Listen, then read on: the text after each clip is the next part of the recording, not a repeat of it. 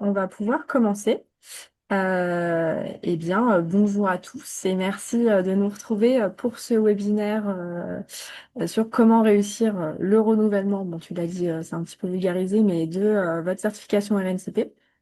Donc, sujet plus que d'actualité, puisque voilà, on en a parlé un petit peu juste avant, mais vous n'êtes pas sans savoir qu'un nouveau décret est arrivé au 1er juin avec pas mal de nouveautés. Donc, aujourd'hui, on va pas pouvoir voir tout. Je vous le mettrai dans le mail replay, mais Katarzyna, justement, qui est consultante experte en ingénierie certificative, organise c'est un atelier, un webinaire, Alors, ce Katarzyna? sera un webinaire. Si je dis pas de bêtises, ce sera je vous ferai suivre du coup l'information, mais le 26 novembre. Donc j'ai deux certificatrices d'ailleurs qui seront avec moi et qui sont justement, on est en plein dedans de travailler leur dossier en tenant compte des nouveautés relatives, enfin des nouveautés, oui des nouveautés relatives à l'explication des modalités pédagogiques, d'encadrement et de surveillance donc de la formation qui conduit à la certification. Et donc ce sont des éléments donc, on a une section 3 qui est apparue, autant dans le RS que dans le RNCP, dans le document complémentaire, vous savez, ces fameuses informations complémentaires, la liste des questions à traiter. Et donc, on a ces petites nouveautés qui sont arrivées là et bon, enfin, voilà, qui demandent des choses, mais sans forcément donner de précision. Et donc là, la question, ce sera savoir un petit peu comment, comment est-ce qu'on peut y répondre, qu'est-ce qu'on peut amener dans le dossier. Euh, voilà, Ok. tout simplement. Pareil, on vous fera suivre toutes les informations, mais l'idée aujourd'hui, c'est qu'on se concentre vraiment sur la partie valeur d'usage, les formations, et puis suivi de l'insertion professionnelle, qui sont quand même deux sujets au niveau du nouveau décret où il y a des nouvelles exigences, il y a des attendus qui sont beaucoup plus voilà, exigeants, des sanctions aussi un peu plus sévères et immédiates. Du coup, l'idée, c'est vraiment aujourd'hui de décrypter cette partie-là qui vous concerne aussi directement pour pouvoir y voir plus clair et essayer de répondre au mieux à tout ça. Donc, ravie d'organiser ce webinaire avec toi et d'animer ce webinaire avec toi, Katarzyna.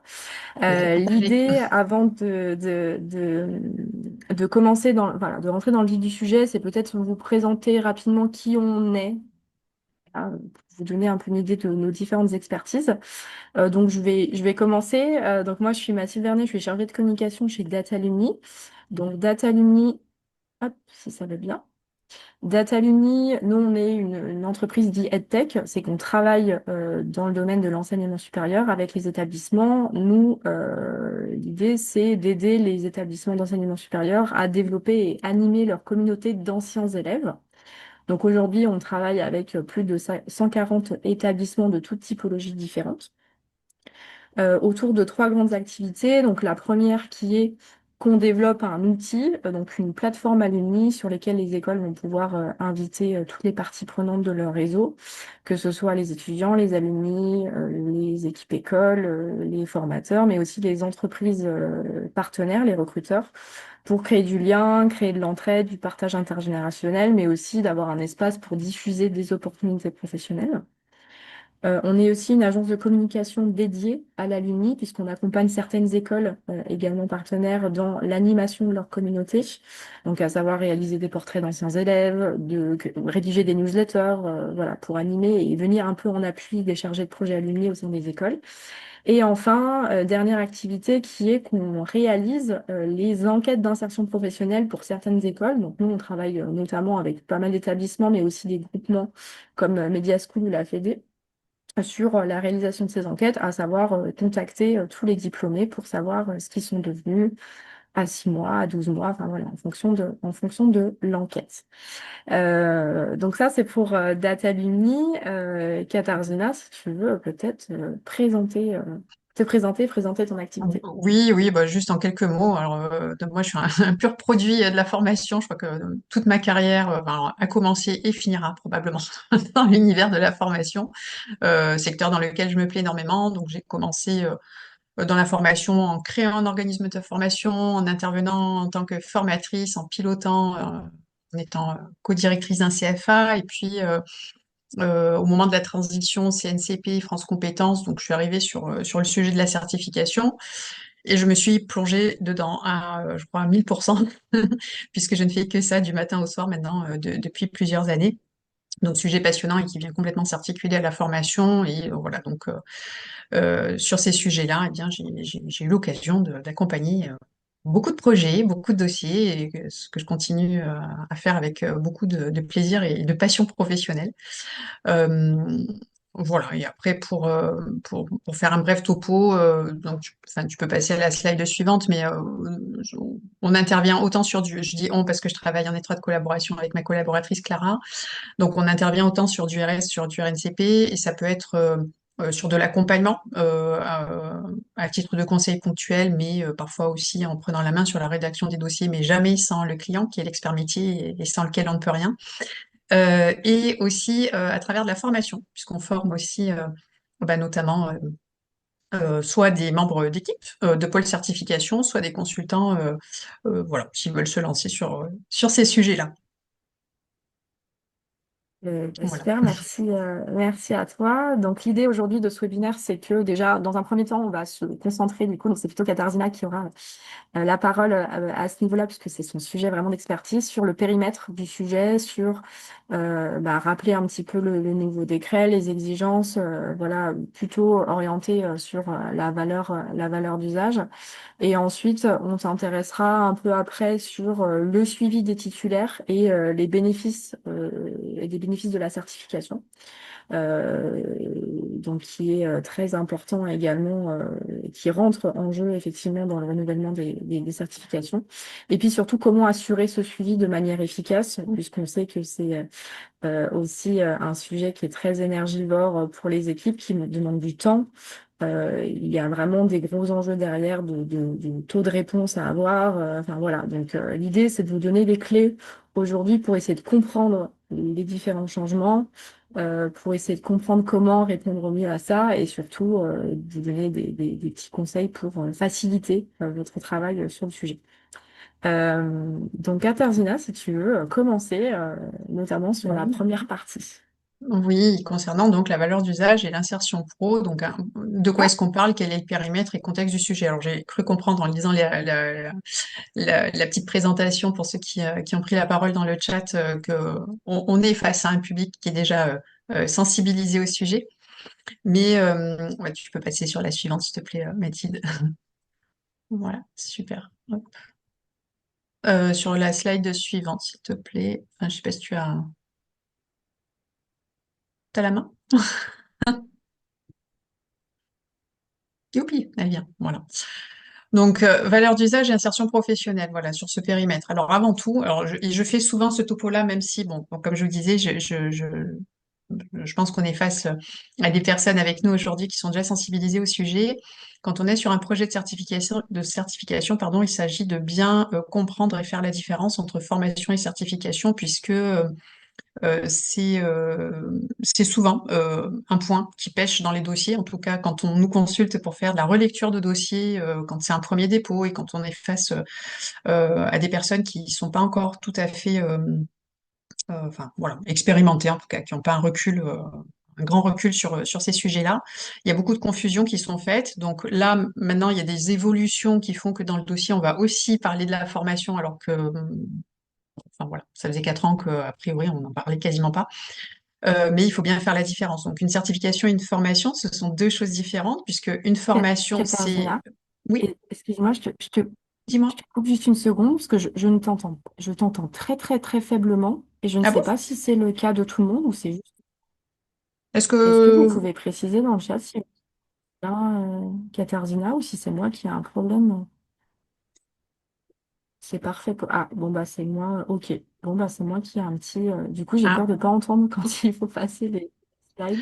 Bon, écoute, je me débrouille. Je te laisse, je d'accord. te Je te laisse ferai continuer. signe, je Ça doit ferai être de mon suivant côté. comme ça. Bon, enfin, voilà, les joies du direct.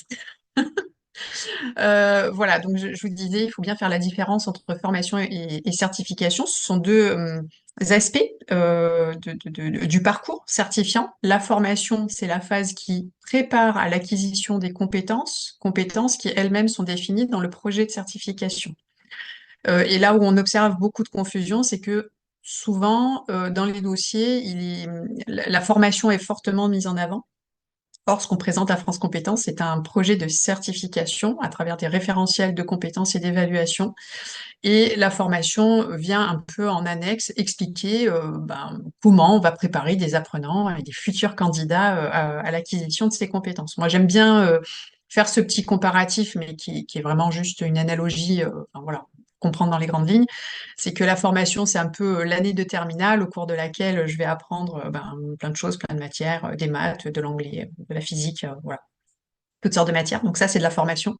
Et le bac, lui, ce sera le jour de la certification, ce sera le jour de l'évaluation des compétences. Et il faudra que je démontre à un jury indépendant, un jury qui n'est pas composé de mes professeurs, de mes formateurs, donc des personnes que peut-être je n'ai jamais vues, et à qui je vais devoir démontrer que j'ai bien acquis toutes sortes de compétences. Et donc ça, c'est vraiment le volet certificatif.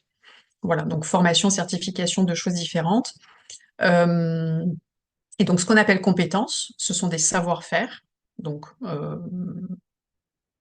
et vu qu'on parle de France compétences, on associe ces compétences à des savoir-faire, parce que si on parlait de connaissances, peut-être qu'on aurait un organisme qui s'appellerait France Connaissance, mais en l'occurrence, ce n'est pas le cas. Donc, encore une fois, bien faire la différence entre savoir-faire et savoir, entre connaissances et compétences. Et donc, voilà, une certification va s'articuler autour de compétences professionnelles. Voilà, donc c'est une fois que on a un candidat qui va acquérir et valider, enfin attester de sa maîtrise de ses compétences, qu'il va pouvoir obtenir une certification avec à ce niveau-là une petite différence entre RS et RNCP, puisque quand on est sur du RS, ben, on va valider un ensemble de compétences pour ce qu'on appelle un ensemble de compétences complémentaires ou transversales à un ou plusieurs métiers. Quand on est sur du RNCP, il va falloir valider les compétences de plusieurs blocs de compétences, donc de plusieurs ensembles de compétences pour pouvoir être certifié sur un métier et non pas sur un ensemble de compétences. Voilà, donc effectivement, on a donc ces deux répertoires, RS et RNCP. Tiens, je serais curieuse aussi de voir si vous pouvez mettre dans le chat si vous êtes plutôt sur du RS et RNCP. Alors, c'est vrai que là, jusque-là, et on va y venir, dans le cadre des dossiers de demande d'enregistrement, quand on parlait d'alumni, quand on parlait de suivi, de promo, on était plutôt sur du RNCP. Bah voilà, enfin, voilà les petits mots que vous mettez dans le chat en témoignent. On était plutôt sur du RNCP puisqu'on n'avait pas cette notion en fait de promotion, on n'avait pas cette notion de cohorte vraiment sur le RS, ou en tout cas c'était pas aussi clair que ce que ça l'est maintenant, mais maintenant ça l'est. Voilà, c'est clairement écrit et établi qu'on va avoir aussi des suivis de cohorte sur les deux répertoires, autant sur le RS que sur le RNCP. Et donc pour alors, faire une première demande ou un renouvellement, enfin un renouvellement étant une demande en fait d'enregistrement à part entière auprès des répertoires, eh bien il va falloir s'aligner aux exigences des critères du RNCP comme du RS. Alors au RNCP on a 9 critères à respecter. Ils sont ils apparaissent dans un certain ordre, ces critères, et cet ordre n'est pas dû au hasard. On va finalement du critère le plus fort au plus, alors pas forcément le moins fort, mais en tout cas au plus annexe, parce que les derniers critères sont parfois, enfin ne concernent pas tous les projets. Et pareil pour le RS, là on a non pas 9 critères, mais 6 critères à respecter lors de la constitution du dossier. Voilà. Euh, Tu peux passer à la suivante, Mathilde, s'il te plaît. Je sais pas si elle m'entend du coup, Mathilde, avec ses problèmes de son. Hop, tu peux passer à la... Voilà. Merci beaucoup. Voilà, donc quand on parle de euh, valeur d'usage et insertion professionnelle, ça fait partie de ces critères les plus forts qu'on va retrouver dans cette liste de critères à respecter. La valeur d'usage concerne tout ce qui va prouver que le dispositif d'évaluation des compétences a été mis en œuvre et surtout que le suivi de l'impact, enfin qu'il y a un vrai suivi de l'impact des compétences acquises et qu'impact il y a. Donc la valeur d'usage, on va dire, c'est un ensemble d'éléments, à la fois les bénéfices des compétences acquises sur la trajectoire professionnelle des titulaires. Donc concrètement, j'ai une personne que j'ai formée, donc qui était apprenant. Cette personne est devenue candidate, elle s'est présentée aux évaluations. La personne a passé les évaluations, donc elle a réussi ses évaluations et donc elle devient alumni, elle devient titulaire d'une certification. Et là, tout ce que je dis est valable tant pour le RNCP que pour le RS, dorénavant, hein. Ça l'était déjà avant, mais disons que c'était pas aussi clair. Donc, cette personne est titulaire des compétences et donc il va falloir, euh, notamment, parce que là on est dans le cadre du renouvellement du dossier, pour prouver que la certification a du sens, qu'elle a du sens dans son existence, qu'elle apporte quelque chose sur le marché du travail français, eh bien il va falloir prouver que elle a un impact dans son contenu, dans ses compétences, sur la trajectoire professionnelle des titulaires. Donc là, en l'occurrence, au RNCP, il va falloir démontrer que ces titulaires, donc qui sont titulaires dorénavant d'un métier, puisqu'ils ont acquis les compétences dans le cadre d'un RNCP, donc voilà, ce sont des professionnels, eh bien, ils sont lancés leur carrière dans le métier visé. Alors parfois, c'est pas tout de suite après l'obtention de la certification, ça peut se faire de manière un petit peu différée dans le temps. Et donc, c'est d'ailleurs à ce niveau-là que France Compétences demande des premiers retours à 6 mois.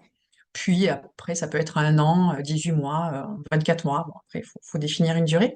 Mais au moins 6 mois pour savoir ce que sont devenus ces titulaires. Et donc, c'est bien ça, c'est que sont-ils devenus? Et que sont-ils devenus? Ça va se traduire par des données dans un tableau. On va le regarder tout à l'heure puisqu'il a été mis à jour, ce tableau aussi.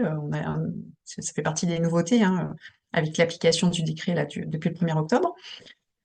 Et ça va passer aussi par le témoignage de ces titulaires. Donc c'est là où ça devient très intéressant de suivre très régulièrement les titulaires, savoir où ils sont, ce qu'ils sont devenus, dans quel contexte professionnel ils exercent et pourquoi pas aussi alors pardon pour l'expression que je vais utiliser, mais les tenir au chaud parce que c'est un petit peu ça, hein, c'est qu'ils ne se perdent pas dans la nature, pour leur demander des nouvelles de temps en temps et pourquoi pas aussi les solliciter pour leur demander d'écrire une lettre de témoignage qu'on va venir apporter au dossier et dans laquelle on va leur demander d'expliquer ceux qu'ils sont devenus professionnellement parlant, hein, voilà. Donc ça, c'est pour le RNCP, bon, on va avoir un impact sur une carrière professionnelle. Pour le RS, un RS, pardon, une certification RS ne va pas forcément entraîner un changement de poste ou un recrutement, quoique ça peut arriver, mais ça peut être aussi sur des évolutions en interne ou dans l'activité de la personne. Voilà, je prends très souvent le même exemple de mes pâtissiers qui ont acquis des compétences complémentaires en cake design. Vous savez, le cake design, ces jolis décors en fleurs en pâte à sucre là, ou autres, mais enfin en tout cas qui vont venir agrémenter certains gâteaux. Eh bien, le pâtissier, une fois qu'il a acquis ses compétences, il est toujours pâtissier, il n'a pas changé de métier, voilà. Mais par contre, ça peut avoir un impact sur la manière dont il va présenter à sa clientèle, la manière dont il va prendre les commandes et le type d'offre, pourquoi pas des gâteaux de mariage, de baptême, des choses spécialisées. Et donc c'est ça aussi qu'on va pouvoir retrouver dans ces lettres. Donc voilà un petit peu le tour d'horizon autour de la valeur d'usage, tout ce que ça comprend. Et donc l'importance que revêt aussi le suivi des titulaires. Euh, Tiens, tu peux passer s'il te plaît, super, merci beaucoup Mathilde, sur la suivante. Euh, Dans le cadre des demandes d'enregistrement, on va avoir donc tout un ensemble. Bon, ben, je pense que celles et ceux qui travaillent là régulièrement sur les renouvellements ou même si c'est un premier dépôt, vous voyez un petit peu de quoi je parle, mais voilà un petit peu tous les éléments qui vont composer un dossier de demande d'enregistrement auprès du RS ou du RNCP, hein. Il y a des variantes petites, elles existent, mais grosso modo, on va retrouver les mêmes éléments dans les deux dossiers. Donc un référentiel, on va plutôt dire des référentiels de compétences et d'évaluation, même si tout ça n'est présenté dans qu'un seul et même tableau. Une note d'opportunité économique et sociale du projet. Donc cette note d'opportunité, c'est un peu un document dans lequel on va décrire un peu comme si c'était une dissertation géante, hein. Moi, j'aime bien le présenter comme ça. Et on va expliquer encore une fois en quoi ce projet de certification a du sens sur le marché du travail français. La fameuse valeur d'usage. Donc, valeur d'usage qui maintenant peut être présentée, alors, soit dans la note d'opportunité, soit directement aussi dans le document complémentaire, puisque vous avez un document complémentaire, vous savez, ce document avec toute une série de questions à traiter, qui, jusqu'au mois dernier, n'existait que dans le RNCP, qui existe aussi dorénavant dans le RS. Et donc, qu'on va aussi agrémenter avec les fameuses lettres de témoignage pour une promotion minimum. Je vais revenir sur cette notion de promotion. Les lettres de témoignage, alors là, je vous parle de ma pratique à moi, mais après, il n'y a pas vraiment comment dire, de manière préférentielle de faire. C'est peut-être aussi des habitudes et l'expérience qui fait que qu'on agit comme ça. Les lettres des témoignages, on a plutôt tendance à les joindre à la note d'opportunité. Voilà, bon, c'est juste des éléments de contexte. Donc, ce fameux document complémentaire, donc la série de questions à traiter pour expliquer à France Compétences comment le dossier a été bâti, à quoi il sert, qui il vise, les taux d'insertion, etc. L'analyse des correspondances. Peut-être que certains doivent se dire, oh, l'analyse des correspondances, oui, c'est fastidieux. Selon les sujets que l'on traite, c'est un morceau assez sympathique du dossier, on va dire. La procédure d'assurance qualité, le règlement d'évaluation, convention de partenariat, que l'on ait pour projet ou pas de créer un réseau de partenaires dans l'immédiat, il faut déjà se projeter sur cette convention de partenariat. Ah bah tiens, j'ai mis deux fois, excusez-moi, l'analyse des correspondances et l'identification des correspondances, excusez-moi, c'est la même chose, donc c'est un seul et même document. Je reviens brièvement sur la notion de promotion. Depuis le 1er octobre, il est possible de ne présenter, pour une première demande, qu'une seule promotion. Une seule promotion entend un ensemble de personnes qui ont validé les compétences, qui sont présentées aux évaluations et qui ont acquis les compétences sur une année civile, pardon. Donc ça veut dire que si on a potentiellement plusieurs sessions d'évaluation dans la même année, la somme de ces personnes représente une promo. Voilà.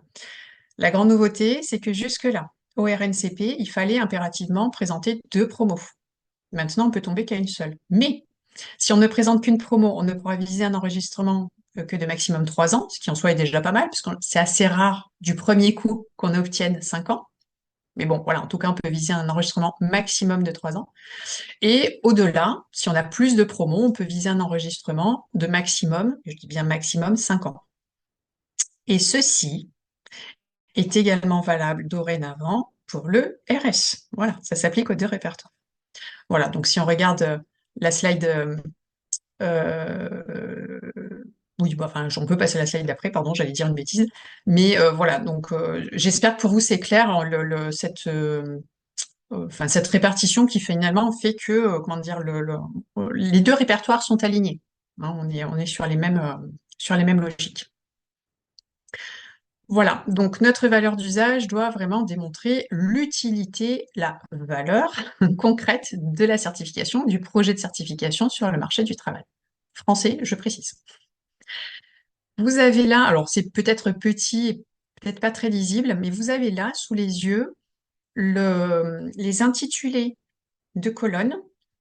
Alors, faudrait en fait toutes les aligner. Donc là, vous avez le cadre vert, rose, bleu clair et bleu un peu plus foncé, mais en fait, ils sont tous sur la même ligne. Ce sont des extractions de ce qui figure dans le fichier Excel, qui est demandé par France Compétences, enfin, qui est mis à disposition par France Compétences, et qui a un petit peu évolué, puisque parmi les petites nouveautés qui se glissent dans ce tableau, eh bien, on va constater par exemple qu'il n'y a plus la colonne rémunération.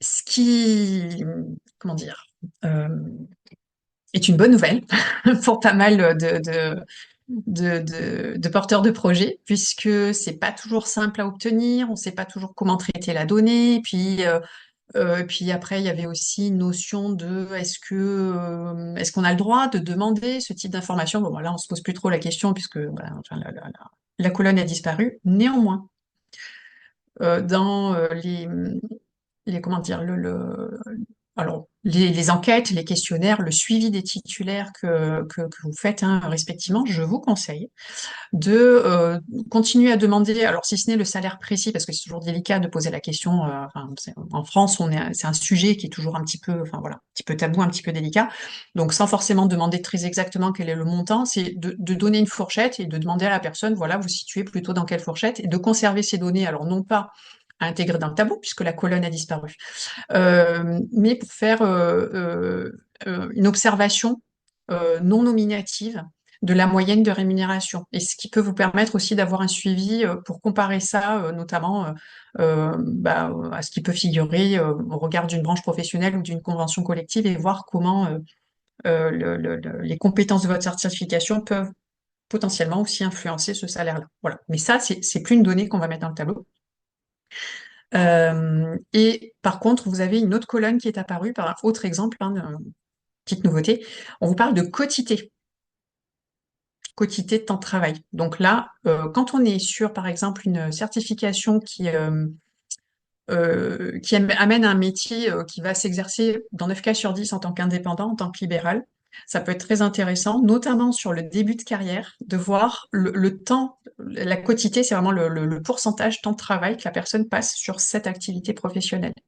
Et cette évolution peut amener aussi des informations intéressantes. Est-ce que c'est facile de s'implanter dès le départ ou est-ce que bah, ça demande un certain temps pour travailler à 100% sur le métier en question. Voilà. Enfin, encore une fois, tout ce que je dis, ce ne sont que des exemples, hein. Je vois parmi les petites questions, mis à disposition où? Alors, le document, il est disponible si vous allez sur le site de France Compétences. Alors, n'hésitez pas à me faire un petit mail, je vous l'enverrai, c'est pas un problème, mais il est disponible sur le site de France Compétences. Quand vous allez dans les actualités de France Compétences, vous avez euh, un encart sur un webinaire qui a été proposé le 25 septembre et qui relate les quatre nouveaux documents, ou en tout cas documents remis à jour de France Compétences, à savoir le tableau pardon, de suivi d'insertion pro pour le RNCP, l'impact sur la certification professionnelle pour le RS, le document complémentaire pour le RS et pour le RNCP. Et donc, ils sont accessibles là. Ou alors, dans votre espace Certif Pro, donc votre espace France Compétences, au moment où vous allez déposer le dossier, donc vous laissez guider par les différents champs à saisir, et vous avez un champ où il y a l'insertion professionnelle et le tableau, le modèle de tableau est mis à disposition. Mais effectivement, il vaut mieux l'avoir avant pour pouvoir le compléter bien comme il faut, d'autant plus que ces tableaux-là sont doublés de deux nouvelles feuilles Excel, enfin XLS, dans lesquelles vous allez saisir aussi des informations relatives au nombre de personnes qui ont suivi la formation et nombre de personnes qui sont arrivées au bout de la formation et qui se sont présentées à la certification. Voilà, donc ça, c'est encore des données nouvelles, voilà, qu'il faut, en général, dont on dispose, hein, mais qu'il faut également saisir dans le dossier. Sur la slide suivante, vous avez ces mêmes entrées, voilà, cette fois pour le RS. Alors, petite précision, quand vous ouvrez ce fichier XLS, excusez-moi, je dis XLS, mais enfin bref, un tableur, excusez-moi, parce que XLS c'est encore autre chose. Quand vous ouvrez ce fichier Excel, ce tableur pour le RS cette fois, donc vous avez trois petites feuilles, donc encore une fois, les feuilles sur les données relatives aux personnes qui sont entrées en formation, qui en sont sorties, qui sont présentées à la certification. C'est notamment pour mesurer aussi les abandons en cours de route. Ça permet d'avoir une vue d'ensemble. Et donc, vous avez le feuillet, cette fois, qui concerne donc ce que vous avez là sous les yeux, qui apparaît un petit peu en tout petit, mais qui, au final, un petit peu plus allégé, ressemble fort à ce qu'on fait au RNCP. Et sur ce feuillet-là, il y a écrit facultatif. Je vous conseille quand même vivement de le compléter. Voilà. Ce sont des informations très pertinentes. Et au final, pour tout vous dire, bah, nous, ce truc-là, on le présentait avant sous format Word à l'intérieur de la note d'opportunité. Ah bah maintenant, c'est un document à part entière qu'il faut fournir au dossier. Voilà. Mais ne vous arrêtez pas à ce mot facultatif. C'est plus la mise en forme qui est facultative que le contenu des informations. Voilà. Euh, alors, pourquoi est-ce que tout ça est aussi important, cette valeur d'usage du suivi? Bon, bah, je pense que vous l'aurez compris, parce que bah, si on ne fait pas de suivi, on ne peut pas mesurer l'impact de la certification sur les trajectoires professionnelles, voilà, sur les contextes professionnels des titulaires. Et si on ne mesure pas cela, eh bien, alors, pour un premier dossier, bah, France Compétences va se poser clairement la question, bah, d'accord, mais qu'est-ce qu'elle amène, cette certification sur le marché du travail français? Ben, on ne saura pas. Et pour un renouvellement, si c'est incomplet ou si on se rend compte que l'insertion, par exemple, est mauvaise, alors mauvaise, qu'est-ce que ça veut dire? Le curseur, il est où? Bon, si on a une insertion professionnelle qui est relativement faible, c'est-à-dire que je dis n'importe quoi, sur 10 titulaires, il n'y en a que 2 qui s'insèrent dans le métier visé, eh bien, on peut se poser la question de l'intérêt de la certification et de l'avoir maintenue enregistrée à l'un ou l'autre répertoire. Voilà. Donc, et puis, c'est aussi ce qui va permettre de témoigner qu'on respecte bien les critères de France Compétences et il y a un vrai que les éléments se croisent entre les besoins qu'on a identifiés sur le marché du travail et le contenu de la certification. Voilà. Donc, l'enjeu, il est hyper important parce que si on n'a pas ça, ben, en fait, il n'y a pas de certification, tout simplement. Voilà. n'hésitez pas, hein, si vous avez des questions. Voilà, donc si on passe en revue très rapidement, parce qu'on ne peut pas tous les faire, hein, bien entendu, mais les critères qui évoquent, enfin qui portent sur la notion d'insertion professionnelle. Au RNCP, on a deux critères sur 9. Le premier qui est l'adéquation du métier concerné par le projet de certification professionnelle par rapport aux emplois occupés, s'appuyant sur l'analyse des promotions de titulaires retenus dans les conditions mentionnées au 2. Les conditions en question, c'est ce qu'on évoquait tout à l'heure à propos de une ou deux promos et l'enregistrement pour 3 ou 5 ans. Donc, il nous faut ces données-là. Voilà. Donc, bon, enfin, donc, je ne vais pas lire en détail la slide suivante. De toute façon, on peut vous la mettre à disposition. Enfin, le petit support, vous pourrez la voir. Et donc, c'est ce que vous retrouvez dans la liste des critères. Et donc, le critère suivant, qui porte aussi sur cette notion de valeur d'usage et d'insertion pro, c'est l'impact du projet de certification professionnelle en matière d'accès ou de retour à l'emploi, s'appuyant sur l'analyse des promos de titulaires retenus, toujours pareil, dans les conditions mentionnées au 2, et comparé à l'impact de certification professionnelle visant des métiers similaires ou proches. Donc là, on fait un petit pont avec l'analyse de correspondance aussi pour dire que il peut, pas toujours, mais il peut y avoir des passerelles qui peuvent être identifiées entre deux certifications. Ça, j'ai envie de dire, c'est encore un autre sujet. Voilà. Et donc, dans ce critère 2, il y a des précisions qui ont été amenées. Donc, vous avez le 2 bis et le 2 ter, et qui amènent là notamment et j'ai envie de dire, c'est encore un autre sujet, mais il faut aussi l'anticiper, ce qui va permettre aussi de démontrer que la manière dont on transmet les compétences de la certification sont en adéquation et répondent aux exigences donc aux besoins du marché du travail, c'est aussi la démonstration des moyens techniques, pédagogiques et d'encadrement. Et donc, voilà, ça fait partie de ces petites évolutions, mais ça, euh, il faut faire un webinaire à part, c'est prévu. Ça, c'est encore un autre sujet. Côté Katarzyna, RS, il y oui. a Fabrice qui posait une question qui n'avait pas vraiment compris la notion de quotité. Si tu pouvais Ah, peut-être préciser euh, ça un peu plus. la quotité, j'ai envie de dire, c'est le pourcentage de temps de travail qui est dédié à l'activité ou au métier.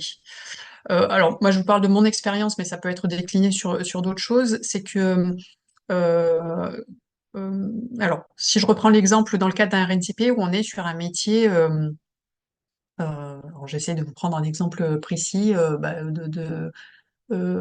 entrepreneur, parce qu'on en a comme ça des certifications entrepreneurs dans la coiffure. Je sais pas moi qui suis derrière ces certifications, mais je pense à celle-là parce qu'on travaille sur un sujet dans un autre domaine qui pourrait être un petit peu comparable. Cet entrepreneur, lorsqu'il se lance, peut-être que dans les premiers mois, les premières années, il va pas travailler 100% de son temps sur ce sujet-là parce que le temps que son activité se lance et qu'elle se mette en place, ben, il doit manger. Pardon, je vulgarise, mais c'est l'idée. Il doit avoir un autre travail en parallèle aussi pour pouvoir assurer son quotidien. Et donc, ce vase communicant, il va se faire progressivement. C'est-à-dire qu'au départ, il va peut-être, je dis n'importe quoi, consacrer 30% de son activité sur ce métier-là, et puis petit à petit, les mois passant, les années passant, ça va atteindre 100%, voire plus. Et donc, cette quotité va augmenter. Et ça peut être aussi le cas côté RS où on peut avoir cette réflexion, et pas que d'ailleurs, mais cette réflexion autour de j'ai une double activité, ou en tout cas cette activité va représenter un certain pourcentage de mon travail quotidien, et donc voilà, on va l'estimer ainsi. Mais en tout cas, sur le RNCP, la quotité, elle va s'exprimer par rapport au temps de travail, essentiellement. J'espère que, voilà, si c'est plus clair, voilà, dites-le moi ou s'il y a besoin d'autres précisions. Et il y avait une autre question aussi de Violaine dans le chat. Ah, le Euh, Vademecum? ouais. Eh ben, on l'attend. Il a été annoncé, oui, oui. Et d'ailleurs, si j'ai bien suivi, ce sera un vade-mecum commun pour les deux répertoires. Bon, je ne vais pas trop m'avancer non plus parce que peut-être que, enfin voilà, mais en tout cas, c'est prévu. Il y a eu un webinaire le 25 septembre. Il y a une proposé par France Compétences d'ailleurs, bon, il y a eu quelques petits problèmes techniques, mais qui n'ont pas gêné la compréhension enfin voilà, de ces évolutions. Pourquoi je vous parle de ce webinaire? Simplement parce qu'il a été annoncé d'autres webinaires. Voilà. Donc, je vous invite aussi à les suivre parce que on n'est jamais aussi mieux servi que par la source. Donc, il faut aller les voir. Effectivement, il a été annoncé pour début novembre, mais pour l'instant, il n'est pas encore sorti. Donc, c'est imminent, j'espère. Voilà. Euh, Côté valeur d'usage pour le RS, ah pardon, une petite question de Fabrice, du coup, il faut indiquer les deux métiers s'il a côté. Non, non, non, non, juste non, autant se concentrer déjà sur le métier. De toute façon, le tableau Excel n'est pas prévu pour parler, enfin, il n'y a pas d'entrée qui permettrait de parler d'autres choses en parallèle. Donc là, on n'exprime que la quotité sur le métier vidé par la certification. Après, ça n'empêche pas, s'il y a une récurrence entre plein de titulaires sur deux métiers articulés ensemble, c'est des petites choses comme ça qu'on peut aborder, pourquoi pas dans la note d'opportunité, mais encore une fois, à condition que ça ait du sens, parce que bon, en soi, voilà, parfois, c'est pas forcément. Sur un 35 heures, alors, c'est une très bonne question. Oui, j'aurais tendance à dire oui. Et c'est pour ça qu'on va plutôt parler en pourcentage, parce que ce soit sur un 35 heures semaine ou un 50 heures semaine, on va parler en pourcentage, c'est bien. Mais après, je comprends ce que vous voulez dire, parce que ça soulève aussi des questions. Et si je consacre 35 heures à cette nouvelle activité, mais qu'en parallèle, j'en ai une autre, alors du coup, la quotité, elle est de combien? Eh ben, c'est là où on a quand même certaines limites de réponse. Voilà. Mais on va essayer de réfléchir à comment exprimer cette répartition de temps de travail. Euh, On doit le préciser sur quelle base temps plein. Pour moi, le temps de référence, c'est le temps plein. Après, le temps plein, combien d'heures ça représente, c'est très variable. Parce qu'encore une fois, ça dépend si on exerce à son compte ou pas. Ça peut être aussi une donnée, mais pas que. Donc voilà, on va essayer de donner une vision sur cette répartition. Mais voilà, je sais que c'est pas simple parce que parfois, on est tellement sur. Mais voilà, dans ce cas, comment, voilà, c'est le fameux ça dépend qui revient toujours dans mon discours et j'en suis navrée. Ça dépend des sujets, ça dépend des métiers, ça dépend de plein de choses. Côté RS, voilà, on se rend compte dans les critères et dans les critères renforcés, parce que les critères en soi, les 6 critères RS et les 9 critères RNCP, ils n'ont pas changé. En revanche, ils ont été précisés. Et donc, ces petites précisions amènent des éclairages sur ce qu'il faut respecter dans le cadre de la demande d'enregistrement. Donc, on voit qu'au RS, on a un critère qui met en avant l'adéquation des connaissances et des compétences visées par rapport aux besoins du marché du travail, appréciées au moyen d'une étude complétée dans le cadre d'une demande de renouvellement d'enregistrement par un bilan de la mise en œuvre de la certification ou habilitation précédemment enregistrée. Donc là, il faut vraiment faire le topo, le bilan. Qu'est-ce qui s'est passé depuis le dernier enregistrement? Mais bon, ça, on le fait aussi dès la première demande. Qu'est-ce qui s'est passé? Où en sont nos titulaires? Comment ils utilisent les compétences? Dans quel cadre? Etc., etc.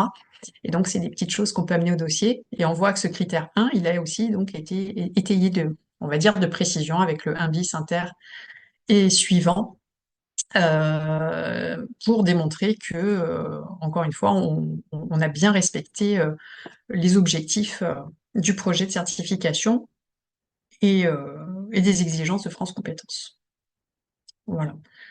Donc, j'ai envie de dire, la question ne se pose plus. Pourquoi réaliser le suivi des titulaires quant aux bénéfices de la certification? Euh, alors, à la fois pour mesurer l'impact de la certification, est-ce qu'elle a du sens? Est-ce qu'elle a du sens en l'état ou est-ce qu'elle en aurait plus si elle évoluait? Parce que c'est aussi grâce au retour de nos titulaires, de nos alumni, qu'on va pouvoir savoir si le contenu de la certification, si on doit faire évoluer les compétences. Voilà, donc ce travail-là, il est primordial. Et je sais d'expérience et de par les échanges avec beaucoup de clients que le suivi des titulaires, c'est un problème. Parce que soit ils ne répondent pas, soit on n'a pas la bonne méthodologie, soit on n'a pas le temps. Ah mince, 6 mois, 1 an sont déjà passés, j'ai pas gardé le contact, comment est-ce que je fais? Et voilà. Et donc c'est là où on a des acteurs qui sont hyper calés, tout simplement parce que c'est leur valeur ajoutée, c'est leur spécialité, c'est leur métier.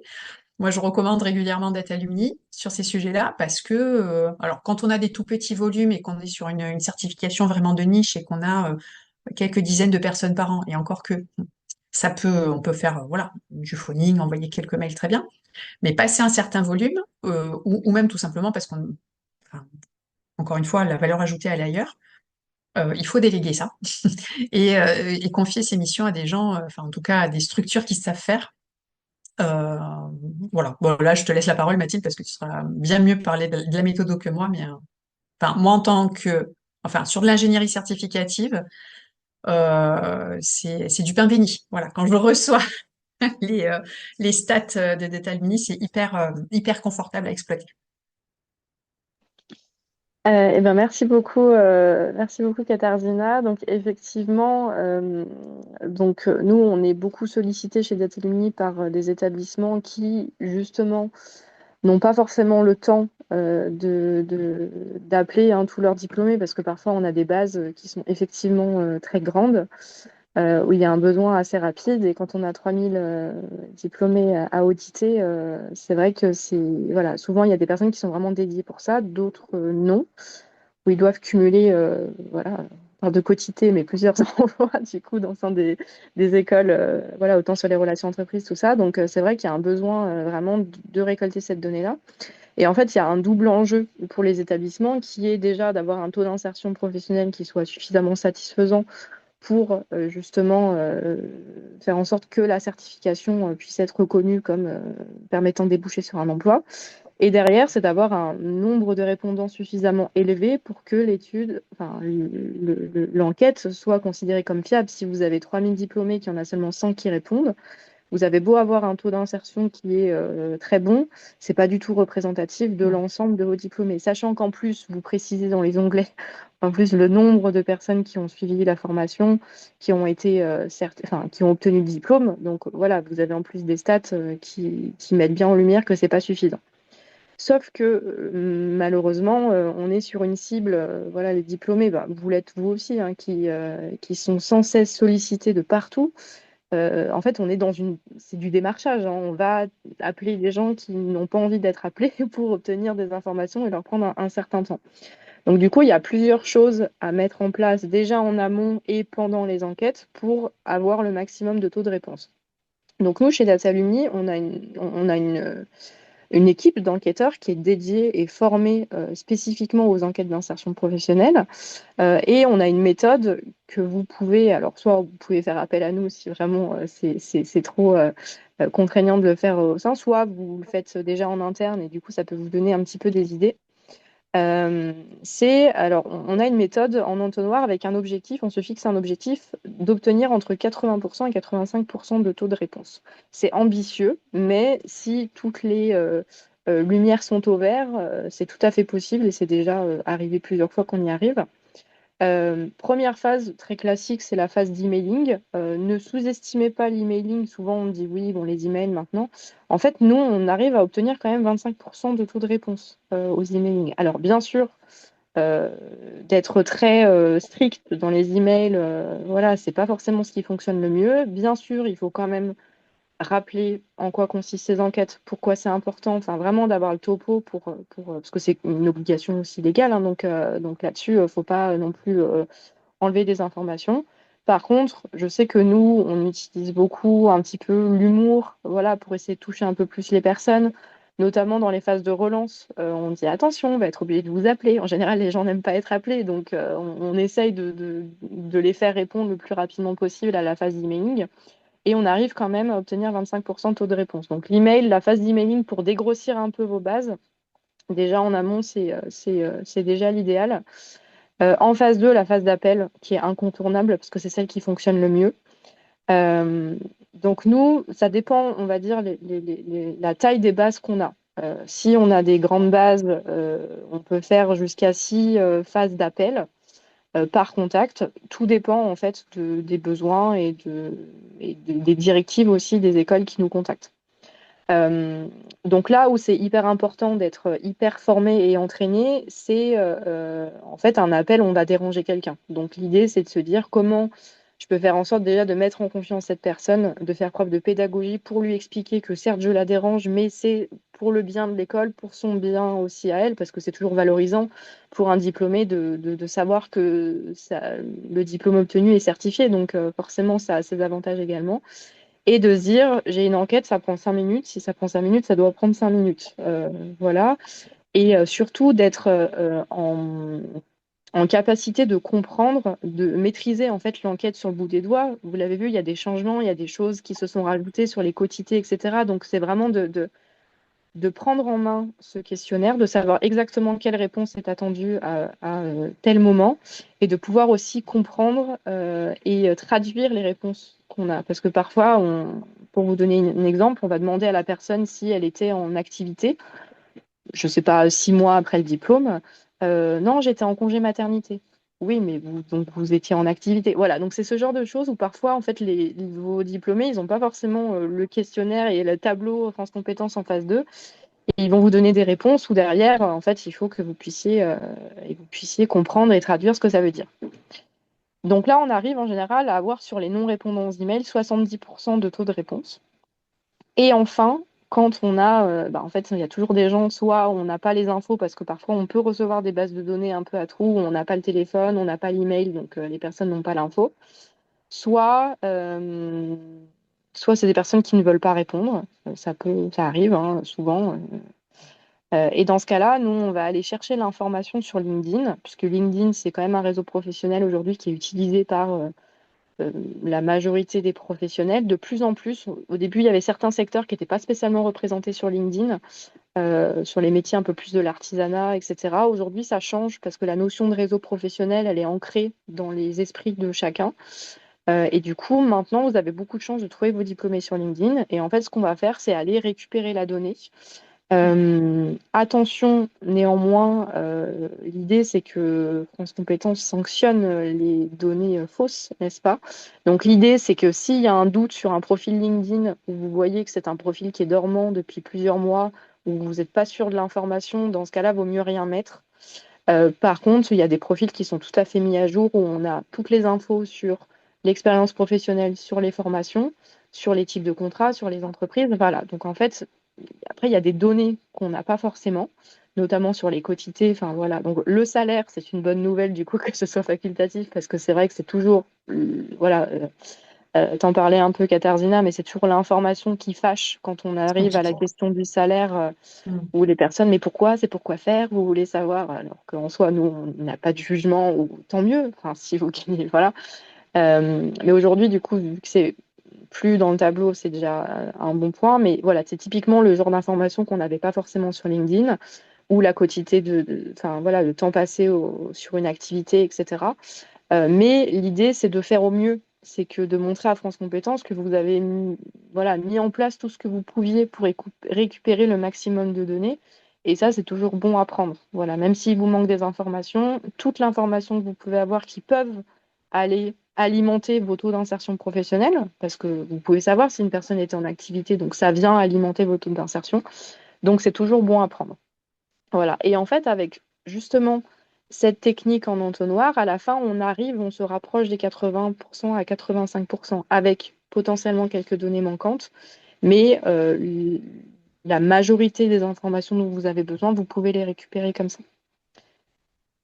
Et du coup, donc ça, c'est un peu une méthode, c'est en général quand ça se passe bien. Voilà, quand je dis quand ça se passe bien, ça veut dire quoi? C'est que, en fait, nous, si vous voulez, on a parfois des alumni qu'on appelle, ou ah oui, pas de souci, oui, alors oui, j'étais enfin, très propice à répondre à l'enquête. Et puis en fait, on se rend compte qu'il y en a plein qui ne savent pas, qui sont hyper méfiants parce que en fait, ils ne connaissent pas du tout l'existence de ces enquêtes-là.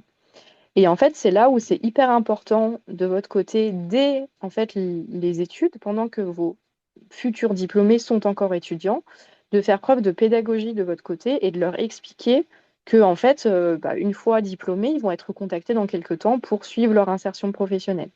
Et en fait, ça c'est hyper important et on se rend compte qu'il y a très peu d'écoles qui le font, de déjà en amont aller leur expliquer pourquoi ces enquêtes sont importantes, pourquoi en fait c'est important pour vous, c'est important pour les diplômés.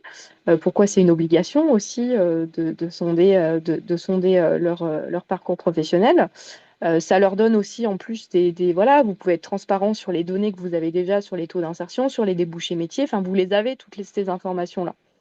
Du coup, c'est de faire peur vraiment de transparence et de pédagogie envers déjà vos étudiants pour la suite. Et on se rend compte que au final, ça permet d'avoir des personnes qui sont beaucoup moins réticentes et beaucoup plus à même de répondre. Si c'est trop tard, admettons, vous dites oups, j'ai oublié de le faire pour mes derniers, enfin voilà, vous pouvez toujours le faire quand ils sont diplômés avant de lancer l'enquête.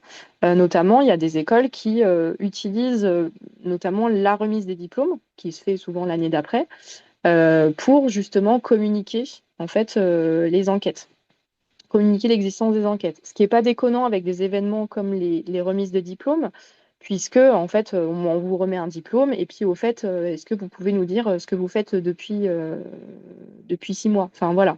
C'est le sujet est lié, donc vous pouvez tout à fait vous servir de ce type de communication-là ou d'événements pour aller sonder vos alumni ou tout simplement via une simple campagne emailing avant d'envoyer l'enquête pour leur expliquer dans quelques temps vous allez être contacté. Enfin, c'est hyper important en fait de les préparer parce qu'ils sont tellement sollicités par plein d'enquêtes. Ensuite, on sait qu'il y a beaucoup d'arnaques aussi qui utilisent des références qu'on connaît pour justement nous faire remplir des trucs ou aller sur des sites. Donc, d'avoir cette pédagogie avant, où, non, non, c'est pas une arnaque, tu vas vraiment être sollicité.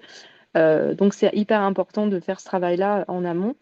Et en fait, on s'est rendu compte que notamment sur une école avec laquelle on travaillait sur les enquêtes, qui a utilisé notamment la communication autour de la remise des diplômes, ben, on s'est rendu compte qu'il y avait plus de 18% de taux de réponse constaté sur cette école-là par rapport aux communications basiques qu'on peut faire. Donc ça, c'est hyper important. Après, donc ça, c'est pour le cas où c'est les écoles qui nous contactent, on va dire, avec lesquelles on ne travaille pas forcément au niveau de l'alumni. Là où les écoles de notre côté, enfin, qui travaillent avec nous et qui ont une plateforme alumni et qui suivent en fait leurs diplômés depuis le début, pas que pour les enquêtes, là, c'est une façon un peu plus simple de récolter de la donnée en fait que vous avez déjà de base. Pour vous donner, le but c'est que je vous montre directement comment ça se passe, comme ça vous avez une idée très précise si j'arrive à aller. Voilà. Donc là, pour vous donner un exemple, ça c'est la plateforme Alumni, donc test qu'on a chez nous, où en fait, si vous voulez, nous, quand on lance une plateforme avec une école, on va importer une base de données de diplômés. Ces diplômés, quand ils vont s'inscrire, ils vont répondre à un certain nombre de questions, donc à un questionnaire d'inscription avec plein de données dont vous avez besoin, et notamment des données liées à leur insertion professionnelle, qui vont à la fois aller alimenter leur profil, donc c'est plus sympa d'avoir un annuaire avec des profils remplis, comme ça on sait, voilà, mais qui viennent alimenter à côté de la donnée en fait, que vous pouvez en fait utiliser directement pour vos enquêtes d'insertion professionnelle. Donc en fait, ça c'est de la donnée qui est aussi régulièrement mise à jour parce que tous les 6 mois, en fait, on a des mails automatiques qui partent directement de la plateforme pour que les personnes mettent à jour leur profil, donc mettent à jour leur dernière activité professionnelle, par exemple. Donc c'est de la donnée qui est toujours à jour. Et donc, vous pouvez vous servir, ce qui permet en fait, les écoles avec lesquelles on travaille là-dessus, en fait, elles ont déjà le travail qui est fait sur 30% de leurs alumni. Donc, c'est toujours ça de prix. Et c'est toujours ça, enfin, c'est toujours des alumni de moins à appeler. Sachant que on a aussi, puisque à la base, pour vous donner un petit historique, mais l'idée de Datalumni à la base, c'était la problématique, c'était comment suivre l'insertion professionnelle des diplômés. Parce qu'aujourd'hui, il y avait une espèce d'opacité entre les étudiants actuels, les alumni sur les débouchés métiers, comment savoir ce qu'on peut devenir après l'obtention d'un diplôme. Donc, c'était vraiment le cœur de l'existence de Datalumni, qui est après devenue une plateforme un peu plus réseau social autour de l'alumni, du mentorat, des opportunités professionnelles. Mais à la base, c'était vraiment suivre l'insertion de la data, en fait, récolter de la data. Et du coup, c'est pour ça qu'on a aussi ajouté sur nos plateformes, en fait, le moyen d'envoyer directement les enquêtes d'insertion pro à 6 mois, 24 mois, enfin, en fonction du besoin. Et dans ce cas-là, on peut définir directement les diplômes concernés. Est-ce qu'on veut envoyer aux personnes actives ou inactives sur la plateforme? De toute façon, tous vos alumni sont concernés, hein, donc ça, c'est vraiment à vous de voir. Et les promos également. Et dans ce cas-là, on a seulement les utilisateurs dont on n'a pas la formation qui vont recevoir le questionnaire d'insertion. Et étant donné que c'est un questionnaire qui vient d'un outil qu'ils utilisent au quotidien pour trouver un nouvel emploi, pour développer leur réseau professionnel. Dans ce cas-là, le fait que l'enquête soit envoyée de la part de cet outil qu'ils utilisent au quotidien, c'est en général beaucoup mieux reçu parfois qu'un simple mail venant d'une personne qui ne les a pas recontactés depuis longtemps, ce qui est une réalité malheureusement. Et en fait, l'intérêt aussi de cette plateforme, c'est que ça vient servir non seulement l'insertion professionnelle, j'ai ma petite barre de partage qui est... Mais voilà, on parlait des témoignages pour témoigner un petit peu du parcours professionnel. Je sais qu'on a beaucoup d'écoles qui réalisent des interviews alumni, de connaître un petit peu le parcours professionnel, qui peuvent publier sur la plateforme. C'est tout à fait des choses que vous pouvez mettre en place, qui viennent à la fois animer la communauté et en plus derrière pouvoir répondre à être apporté comme preuve aussi. Alors, bien sûr, à tourner en fonction des questions qui sont aussi et des informations qu'on a envie de recevoir. Mais c'est tout à fait des choses qui peuvent servir à la fois l'animation de la communauté et à la fois les exigences de France Compétences. Et également, le fait d'avoir cet outil-là, c'est aussi une preuve pour France Compétences de dire, bah, en fait, en plus de suivre l'insertion professionnelle, c'est comment derrière je booste mon taux d'insertion professionnelle. C'est qu'en leur mettant en avant un outil qui leur permet d'accéder à des opportunités d'emploi, de pouvoir développer leur réseau professionnel, de pouvoir rencontrer des recruteurs directement, de les mettre en communication avec les bonnes personnes. Bah, en fait, derrière, c'est une preuve d'engagement aussi de votre établissement dans l'insertion professionnelle et de se dire, bah, en fait, moi, mes anciens, je les suis pas forcément que quand j'en ai besoin, on va dire pour les enquêtes, mais aussi tout au long de leur carrière pour être vraiment acteurs de leur insertion pro. Ce qui sert aussi à vos étudiants qui sont en cours de formation, qui sont aussi membres sur les plateformes alumni et qui peuvent derrière aussi trouver beaucoup plus facilement un emploi, même avant en fait, de quitter votre école.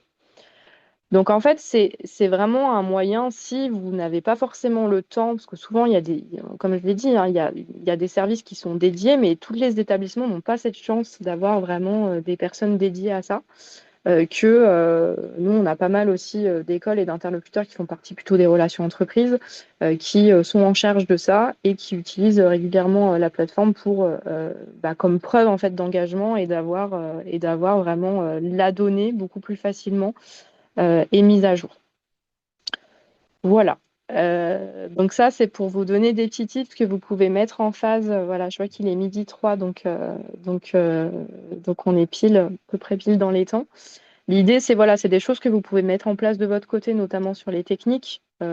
Voilà, bien former, bien former, faire preuve de pédagogie, hyper important par rapport à vos anciens diplômés, le faire le plus tôt possible, et puis surtout maîtriser l'enquête, maîtriser ce que vous sondez pour essayer de faire perdre le moins de temps possible à vos interlocuteurs qui sont sursollicités. Et c'est d'ailleurs les retours qu'on a en général quand on ne veut pas répondre, c'est j'ai pas le temps. Enfin, vraiment les retours de refus, c'est j'ai pas le temps et non mais je sais pas ce que c'est votre truc, j'y répondrai pas tant qu'on m'aura pas expliqué. Enfin voilà, c'est vraiment la pédagogie et essayer de faire perdre le moins de temps aux interlocuteurs. Ouais, c'est vraiment essentiel de communiquer en amont dessus. Et puis aussi, moi, je rajoute un petit élément, c'est dans l'intérêt aussi des titulaires, parce que là, ils sont titulaires d'une Mm. certification qui est enregistrée à l'un ou l'autre répertoire, donc ce faisant reconnu par l'État. Mais si la certification venait à ne pas être renouvelée, ben, ça veut Mm. dire qu'ils seraient titulaires d'une certification, alors non pas qui est obsolète, parce que les compétences, elles le sont pas forcément, mais en tout cas qui n'est plus enregistré. Et encore une fois, selon les recruteurs et selon les Mm. trajectoires, ça pourrait envoyer un signal qui est pas le bon. Mm. Donc c'est dans leur intérêt. Mais là, je te rejoins à 200%, Mathilde. Enfin, nous, quand on accompagne les porteurs de projets, c'est vraiment, mais dès le départ, on leur dit surtout, surtout, surtout, vous communiquez auprès de vos apprenants. Ils vont être alors, démarcher n'est pas le mot, même si la traduction c'est ça, mais ils vont être sollicités pour, euh, enfin, suite à l'obtention enfin, de l'assertif ou en tout cas des compétences parce que c'est bon pour l'établissement, c'est bon pour eux, Mm. c'est nécessaire, voilà. Donc faut vraiment les briefer. Exactement. Est-ce que vous avez des questions? Parce que je vois qu'il y en a encore certains qui sont connectés. Si vous avez, on peut prendre 5 minutes hein, pour des questions. Pas forcément dans le chat là, si vous voulez prendre la parole, Oui, je oui, pense qu'on peut y aller. vous pouvez activer mon Bon, micro. rebonjour, enfin, ouais, j'ai pas dit, bon, enfin si. Oui, mais déjà, merci pour le temps que vous avez consacré à ce sujet extrêmement central. Oui, alors, parce que je réalise des interviews alumni, mais j'avais posé la question, peut-être que vous l'avez pas vu, c'est combien de témoignages par promotion? Ah, pardon, effectivement, on n'a Vous pas vu. avez bien insisté sur le fait qu'il faut des témoignages. Oui, Je m'en- Mm. je m'entends assez bien avec les alumni récents, parce que moi, j'utilise énormément LinkedIn pour garder contact avec eux. oui. Énormément, énormément. Donc ça, je pense pas que j'aurais trop de difficultés à avoir des témoignages. La question Non. que je me demande, c'est combien de témoignages et combien sur la longueur. Est-ce qu'il faut quelque chose qui fasse 15 lignes? Est-ce qu'il faut trois questions Ah, en mode interview complète? Voilà, c'était alors. ma question. Il n'y a pas de réponse préconçue à la question. Merci de poser la question. Enfin, dans les accompagnements, elle est systématiquement posée. C'est bien normal. Voilà, il y a pas de choses préconçues en la matière. Moi, encore une fois, je vous parle de mon expérience. Hein. Donc, je ne suis pas parole d'évangile, mais bon, enfin voilà, à force de travailler sur les Et vous sujets, on avez de voit quand même, l'expérience, donc vous nous voilà, en faites bénéficier. Donc petit retour, voilà, au voilà. niveau. Mais en tout cas, inutile peut-être d'apporter 40 témoignages, puisque déjà peut-être qu'on n'a tout simplement pas 40 titulaires. Donc tout dépend aussi de la taille de vos promos. Bah, Euh, mes promos, moi, clairement, pour le MBA Vatel, je vais vous répondre, puisque vous me posez la question. Là, c'est tout l'MBA, parce qu'on a même ouvert l'apprentissage. Donc, concrètement, allez, j'en ai au moins 50 par promotion, sans compter d'accord. l'apprentissage qu'on a ouvert. Donc, qui va augmenter, Bon, qui augmente grandement sur les dernières promotions. Donc, alors, euh, et on est sur du RNCP. oui, sur du Alors, RNCP. ce qui est intéressant, c'est peut-être de raisonner de la manière suivante. Vous avez une certification avec un intitulé métier. Mais sous le couvert D'accord. de cet intitulé métier, vous avez parfois plusieurs emplois, plusieurs types de postes qui sont accessibles. Et ça, souvent, c'est traduit justement par les enquêtes. Ce qui sera intéressant, c'est d'avoir un représentant de chacun de ces types de postes, de ces catégories de postes qui s'exprime dans une lettre. Parce que forcément, le contenu de la lettre va être différent. Si je suis chargée de communication, mais qu'à ce titre, j'exerce plutôt dans de la TPE ou dans un grand groupe international, ou je suis chargée plutôt, je sais pas, d'événementiel, etc. Donc, on a des catégories métiers comme ça qui se dessinent. Si on a un représentant de chacune de ces catégories, ça peut être hyper intéressant d'avoir des lettres pour chacun. Euh, Par habitude, dans les dossiers, en général, j'intègre 5, 6, 7 lettres, mais après, c'est pas, encore une fois, c'est pas, comme je vous dis, c'est pas parole d'évangile. Parfois, on peut aussi faire avec moins. Maintenant, ce qu'il faut voir, c'est qu'est-ce qu'on met à l'intérieur de ces lettres, et c'est ça le plus important. Il s'agit que la lettre soit la plus authentique possible et la plus concrète possible. Notre titulaire, il doit s'exprimer sur en quoi cette certification, en quoi les compétences qu'il a acquises lui apporte un plus dans son quotidien professionnel. Et on veut des anecdotes, on veut des choses concrètes. On veut pas des lettres du type je sous-signé atteste que la formation et la certification étaient super. Je grossis le trait hein, volontairement. C'est vraiment alors voilà moi par exemple dans ce que j'ai appris dans le métier, il y avait des compétences qui étaient focalisées sur tel point, tel point, tel point. Eh bien, moi, dans mon quotidien professionnel, c'est ça dont je me sers le plus, en effet. Et donc, je vais vous raconter l'histoire. Voilà, concrètement, voilà ce que je fais. Je Ok, suis donc en confrontée à gros, tel... si je résume, c'est un peu comme quand on fait une argumentation. Une Oui, dissertation, c'est un argument, un exemple, quoi. Et Enfin, bah, idéalement, schématise un peu, mais en c'est gros, le c'est sur top. les 7 compétences qu'ils ont apprises, Ouais. ils en prennent peut-être une ou deux et à chaque fois un exemple à chaque fois. Un exemple, et ce qu'on veut, c'est voir la traduction concrète sur le terrain. Voilà, j'ai appris une chose, je maîtrise Donc, ces compétences, et donc, sur le terrain, comment je une m'en sers? compétence apprise, un exemple concret. Ok. Ouais. Et puis, s'il y a des... Petit, oh, pardon, non, pardon, non, c'était si jamais aussi il y a des éléments en plus, si c'est quelqu'un qui a trouvé très rapidement en fait un aussi. emploi après, ça c'est des choses qui viennent aller enfin, valoriser en disant ok, bah, Bah, c'est sûr pas que de par exemple problématique. pour les MBA, si après leur stage, ils ont continué à travailler dans la même entreprise où ils étaient en stage, parce que le MBA à Vatel, c'est 6 mois. Donc, s'ils Très bien, continuent à bosser dans la même entreprise, ça valorise directement la tout à formation, parce fait. que Mm. le stage. Peut-être que dans ces cas-là, il n'y a pas besoin de témoignage, parce que ça le fait quasiment. Enfin, je sais pas, ouais. Enfin, ok. Ça traduit, et c'est pour ça alors, le fameux, ça dépend, mais ce que traduit le tableau d'insertion professionnelle peut donner aussi l'idée de combien de lettres il va falloir que je fournisse pour exposer tout ça, parce que si le tableau parle de lui-même, bah, peut-être que effectivement Oui, oui, on produira moins de ok. lettres. Bah, de toute façon, je vais suivre le 26 novembre, parce que vous avez dit c'est complémentaire par rapport à celle-là. Hmm. Et comme je veux Avec blinder plaisir. absolument les choses le plus possible, même si, bon. C'est bon, Voilà, après, bah, encore une fois, voilà, mais en tout cas, c'est des petits partages, mais parfois ça peut inspirer des choses. Donc, en tout cas, merci d'avoir proposé aussi de mettre dans le replay le lien vers les tableaux. oui, Ça c'est Oui, on vous hyper remettra. sympa de l'avoir mis. Merci. top. J'attends. Du coup, j'attends le mail de replay avec les bons Ouais, que vous liens directs recevrez, ouais, vous recevrez cet après-midi. pour être sûr que c'est les bons. Parce que, en tout cas, merci pour tout, hein. Franchement, c'était Avec hyper plaisir. intéressant. Merci pour votre retour. Merci beaucoup. Merci. Est-ce qu'il y a d'autres personnes qui souhaitent peut-être intervenir ou poser des questions?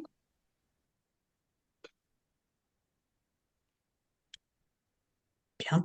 Mhm. Eh Eh bien, ben, après, n'hésitez pas aussi, s'il y a d'autres questions qui vous viennent, enfin, en oui, off, tout à fait. Ouais. voilà, à nous contacter aussi. Enfin, voilà, ça peut aussi venir après coup.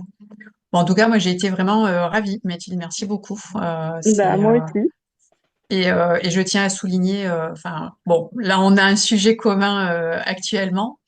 Et voilà, j'attends impatiemment les retours parce que enfin, voilà, nous on traite en tant que consultant, on traite de la donnée, on traduit des choses, on exprime des choses dans les dossiers avec les clients, et donc quand on a cette matière-là qui arrive, on se dit, oh, c'est fluide, c'est facile à lire, c'est génial. Mhm. Donc voilà, c'est un travail qui est pour nous qui est très précieux Mm. pour les consultants. Eh bien, merci beaucoup à tous. Et puis, bah, on vous souhaite un bon appétit, puisque là, c'est l'heure. Il est temps. Très bonne journée, à bientôt. À Bonne bientôt. journée, au revoir. Au revoir.